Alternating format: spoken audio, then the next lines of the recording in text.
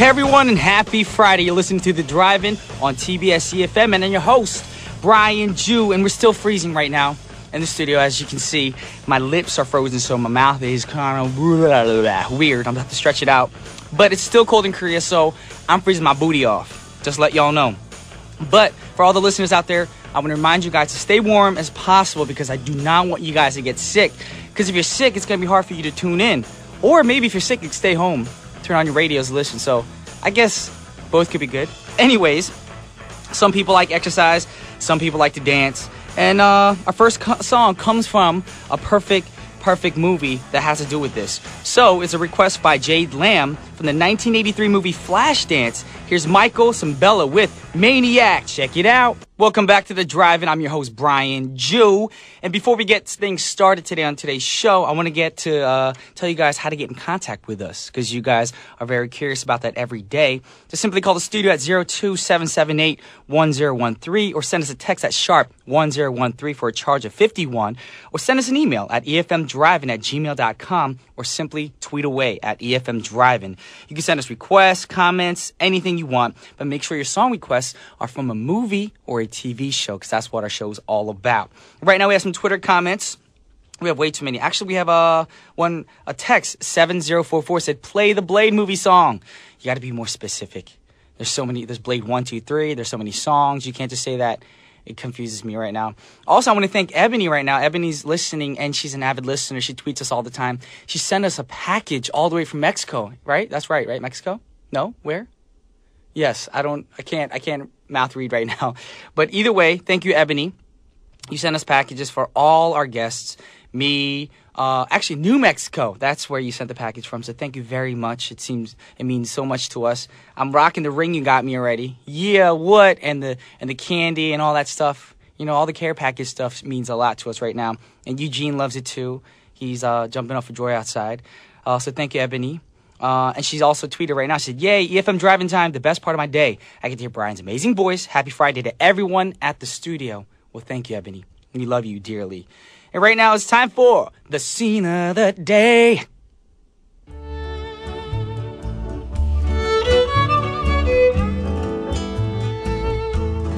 Now, I know a lot of you listeners out there are a fan of a specific musician, mostly because you're tuning in right now.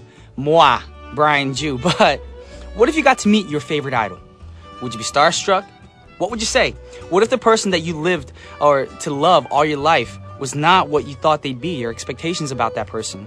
Well, our scene of the day is kind of something that'll answer that question, and it comes from the 1992 film Wayne's World. Yes, one of my favorite films. I have too many favorite films, yes, in different genres. Anyways, you remember Wayne's World, don't you? Yes, that was Mike Myers and Dana Carvey as two metalheads that have a public TV cable show that they broadcast from their basement. And it started out as a sketch on Saturday Night Live and got really popular, so they made a movie out of it. And their show was getting really popular, and they moved up to the network TV. Yes, and one of the perks that they get is to go to Alice Cooper's concert, and they get backstage passes. Now, who doesn't want that? You get to meet your favorite artist. So after the concert, they go backstage, meet Alice Cooper, one of the greatest hard rock musicians ever. And how will they react when they see their favorite idol? Let's take a listen. We're not worthy! We're not worthy! We're not worthy! We're not worthy!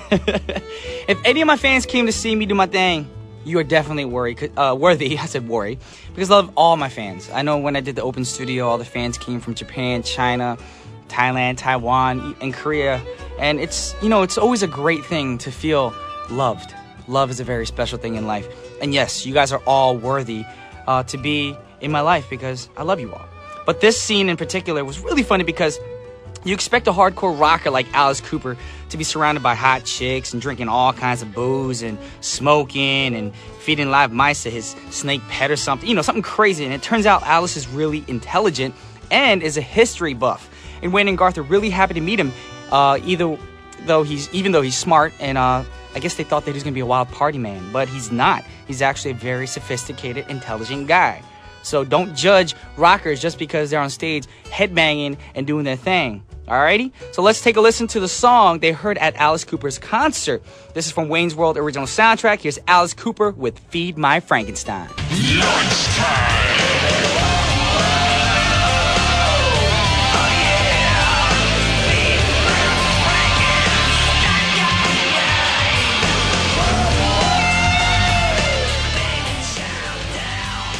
Feed my Frankenstein. Yes, I'm headbanging right now. I think all the listeners got scared. I'm sorry if I popped your ears, if you got your headphones on, or if I scared you in the cars. You're probably thinking like, what the heck is Brian Jew doing? This is my show. I do what I want. Don't make rules for me. I make the rules. Anyways, that was Alice Cooper with Feed My Frankenstein from the Wayne's World soundtrack. Right now, I'm going to go straight into some Twitter comments again. Ongni D wrote, I request Man in the Mirror by Michael Jackson from Moonwalker. That's true. That song is in a movie because Moonwalker is a movie. All right, we're going to play some MJ songs hopefully in the future. And I wish our world full of peace and love. God bless. Thank you so much, Ongni D. Ebony wrote to me, that ring is your birthday present, Brian. Glad you like it. Well, thank you very much. I just took a picture of it. I'm going to put it on Twitter or Instagram soon, so you'll get to see that proof that I'm rocking it right now. And then Nene Lent wrote, Alice Cooper, oh my gosh, flashbacks. Yes, old school. But right now, I want to go into another song request, and it's from Serena Chong. And Serena Chong wrote, good morning, Brian G Music, if I'm driving. Eugene is huge. I'm going to request for the Korean drama OST, Unmyeong from Full House. 감사합니다. She even wrote in Korean. She's from Singapore, but she typed it in Korean. Thank you very much. And there's rumors that Rain and Kim Tae-hee are dating right now. I heard for a month. I'm not going to say anything bad about it because I'm actually boys with B, a Rain or whatever. But I'm just jealous. Because Kim Tae-hee is hot. So I'm jealous. That's all I'm going to say. That's it. No more negative stuff. No more positive stuff. I'm just jealous. So with that said, we're going to play Serena's request. And this is Unmyeong from the Full House original soundtrack. That was from the Full House original soundtrack called Unmyeong. Yes, it was a great song. But the thing is, we want to say the singer's name, but we don't know who actually sang the song. I'm trying to figure it out myself. And we're trying to actually listen to it and say, who could that be? There's so many names that I thought of, but they're not him. So either way, that was for you. I hope you like the song, Serena Chong. Oh, cool. Look, I rhymed again. So right now, we're going to go with some more Twitter comments. We have from Nene Lent. She wrote, Full House is still one of my favorite dramas. Thanks for playing this song. Now I want to watch it again. Ha, ha, ha. I never saw the drama, unfortunately. I'm not a big drama buff, but I do watch a lot of TV shows, but I like more comedy. Man wrote, it's been a while since I heard that song, but my bad, Rain. Not digging it. I like Double S 501, Fly to the Sky, but Kim Tae-hee, I'm a fan. Yes, you're just a fan of Kim Tae. Your Twitter comment actually confused me a little bit. But right now, we're going to go into the next song request, and the next song request is from Melanie. And it's from the 2001 film Ocean's 11 soundtrack. And actually, this movie was very exciting to me. I think if I was a bad boy living in the world, I would definitely live the way the guys in this movie did. So this is Melanie's request. This is A Little Less Conversation by Elvis Presley. And I'll be back in part 2. Welcome back to the drive-in. Now it's time for Now Playing Fridays with Eugene. Hey, yay, Brian, yay. why don't you swallow? You know, you're chewing some food right now. I'm not chewing food. Actually, during the little break, I went out and had a tuna sandwich. Delicious. I worked out today. That's good. That's Reminds good. me, speaking of working out, I just want to say this because I know he's listening right now. Brett Roberts, thank you for giving me a bloody nose during our workout today. Oh, Brett gave Put him you a on bloody blast. nose? Put him on Oh, blast. He's man. a coach at our gym. That's yes, not, he is. That's not right. That's not right. We're just Shouldn't be fooling around. blooding people's noses, man. But you know what happens in the gym. We're just goofing off after the workout. Of and course. he put me in a headlock. All the male testosterone Is getting that- out and everything. But actually, it was my fault because I tried to get out of it and I slid down. Yeah. But his grip was too tight that my nose hit his forearm and bam, blood everywhere. You know, I actually met Brett before, so I think I was talking to someone previously about this. He really reminds me of Elroy Jetson from the Jetsons. Have you ever seen that? Oh my gosh, yeah, he does. Yeah. Meet the Jetsons. Thing is, though, I'm not really good friends with Brett, so now he's probably going to beat me up next time I see him. He's not going to beat you up. Brett's a young boy who is a nice, kind-hearted young individual. Yes. He gets rowdy after workouts. And he's huge. He's huge. Fine. Are you happy? You're muscular, Brett. You happy? Yes, we said on air. Anyways, what's more important is what's playing right now in Korea. Right, exactly. We're going to run down the top 5. Actually, before we do that, I wanted to mention one thing. You said that, Man in the Mirror is from that Moonwalker movie, right? Well, there's a lot of songs from Michael Jackson sets in that movie. In that movie. But also there was another movie called This Is It, which was the documentary about the final So that's concert. considered a movie. It is. And So Michael Jackson has a lot of songs in movies. You could put practically any popular Michael Jackson song and it would be from a movie, actually. So you want to be starting something, got to be starting something. Is that your Wow. Korean laugh? Like, you know how Korean No, that's girls... the Michael Jackson laugh. I know, man. but I'm just saying you sound like tee-hee. You know, Korean girls always put that in text messages. Yeah, I guess so. Or the Yeah. Kukuku or All right, LOL or let's whatever. get in with the top 5. So, Top 5. Number 5. Five.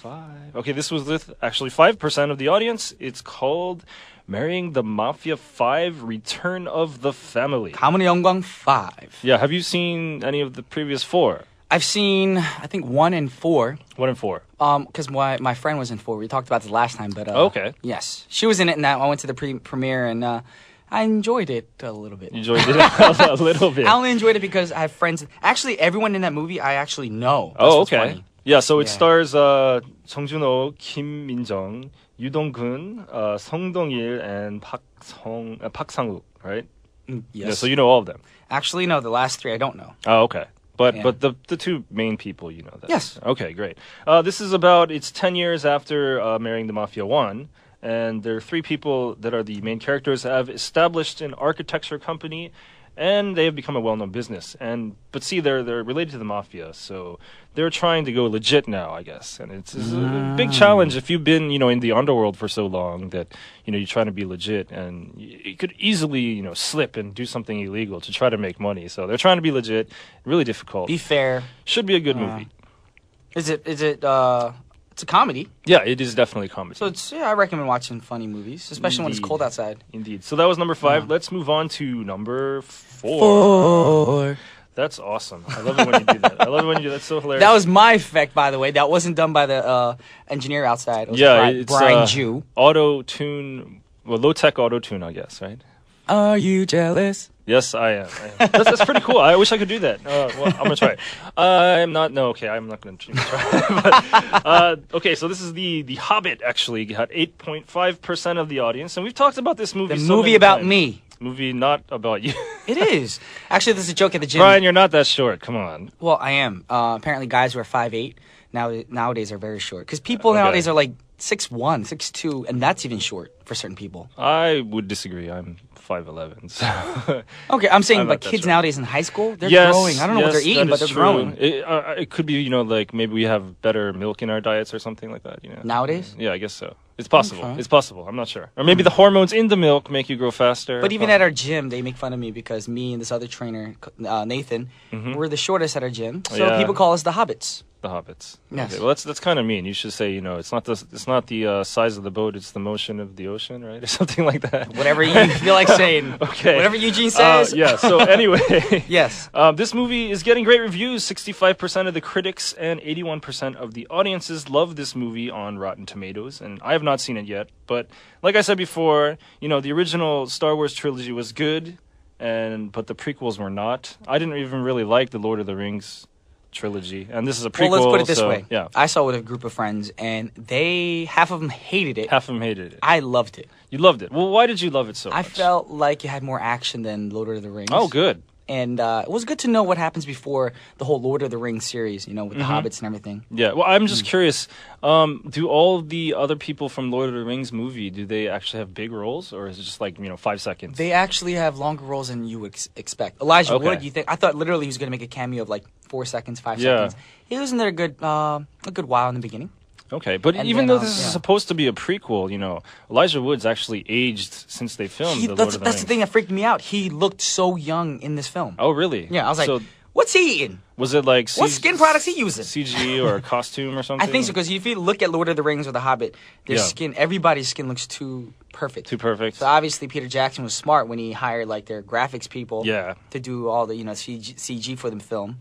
Mm-hmm. Everyone looked young. All right. Well, I will possibly watch this with my wife, maybe this weekend, unless there's. But something I else recommend better. you do not go when you're super tired. Oh, really? Yes. Is it really long? It's very long. Okay. Movies that nowadays I feel like went from an hour and 45 minutes to like Right. 3 hours. But at least you're getting your money's worth, right? True, but sometimes you're like in there like, okay, I get the story. Let's end it now. Right, You know? right. Okay, the number 3 movie. Three's a good number. Three's company. Yes. No, this is called Love 911, or in Korean, Ban Changko. Yes. In this one, it's about a doctor with a fiery spirit, and her spirit gets the best of her one day at work as she fails to properly diagnose an ill woman. And then there's also a firefighter who doesn't blink when it comes to saving someone else's life. So they're both, saving people's lives. And they fall in love and have their problems, I guess, because one's a doctor who's a very intelligent person. The other was a firefighter, which is all about brute strength, right? So that type of being the actions that they do to save people is kind of a conflict because they have different approaches, right? So they try to save each other. The firefighter tries to save the doctor with his brute strength, and she tries to save his life with her intelligence and diagnosis of certain things. Okay. So it sounds pretty Sounds like an interesting movie. Yeah, I agree. The This next one- movie sounds exciting. Next movie. Well, Yes. it's one of my favorites. Of course. How could we miss this? Number 2. Do. That was good. Okay, number 2 is Les Miserables, or in Korean, Les Miserables, I guess. This has 26.7% of the audience. I actually expected this to be in first place, but it wasn't. It was beat out by something else. This is a great movie. Hugh Jackman, Anne Hathaway. I think this is going to be really popular. Russell Crowe is also in it, yes. And I think that this is going to be a new trend where we see these classic musicals made into movies. And the key point with this movie is Yeah. a lot of musical movies, they pre-record the artist is singing Right. in the studio, and Right. then they play it during the movie to sound all crisp and perfect. Right. But they sang the songs live during the actual movie. Oh. So if they're a little off or whatever, it's all natural and perfect. Like wow, this is real. They're not, they're not tuned up. They're not EQ'd. Yeah. Well, I actually listened to one of the people singing in this movie, and we're going to play that song later. You can really hear the emotion in their voice because of that, I guess. But when you watch the movie, it's Yeah. like you get chills. Like, Okay. wow. So you've seen it then? I've seen the movie. I saw it on opening day here in Korea. Nice. I'm not gonna say that much about the movie, but I'm just gonna say Russell Crowe, big fan, love you in movies, but your voice. Diss. No, he's a good singer. It's just I'm not a big fan. I see. But I mean, I don't blame me feeling that way about him. Like people love music, they're not gonna be my fan. Okay. Well, Well, have you They seen? like Honey more? Yeah. Well, some people they're Different entitled to their preferences. opinion, right? Exactly. Yeah. Have you actually seen the musical though? I did see the musical Okay. when I was 14 years old. Okay. How does the musical compare to the movie? I'm wondering.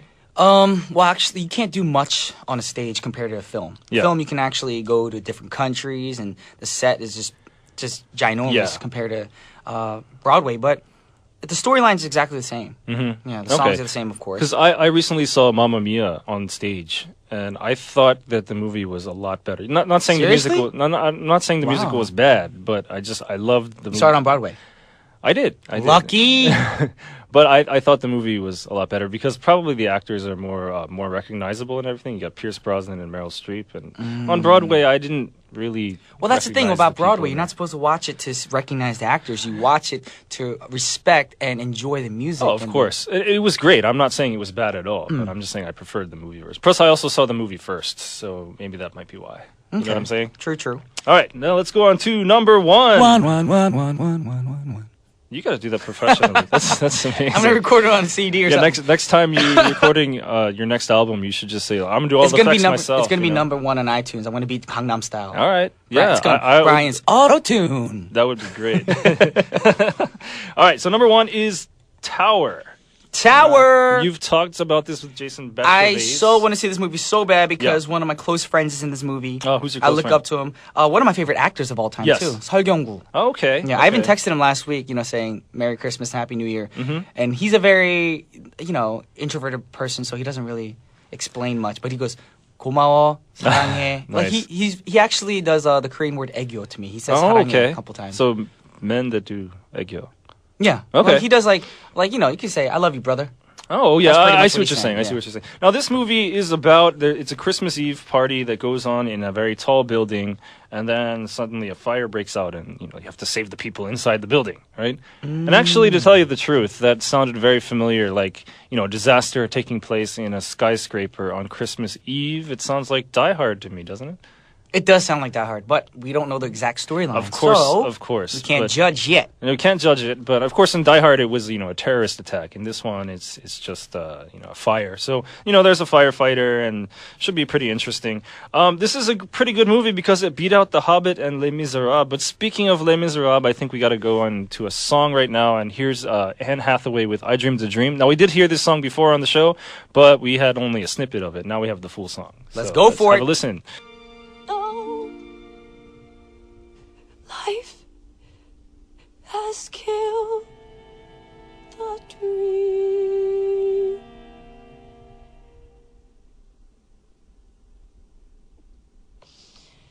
I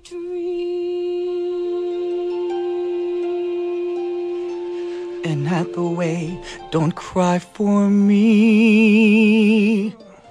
I want to hug you and marry you someday. I feel like giving her a Wow. response or something. All right, Anne Hathaway, Brian loves you. Yes, Anne Hathaway, I love you no matter what critics say about you with that little picture that was Yeah. going around the internet. Either way, that's not important. I just want to say that's a beautiful song. It was great. A lot of emotion. You know, you could see all the emotion in there, and even our producer outside, she's crying right now. She's wiping her eyes dry, you know. So. As she laughs really loud.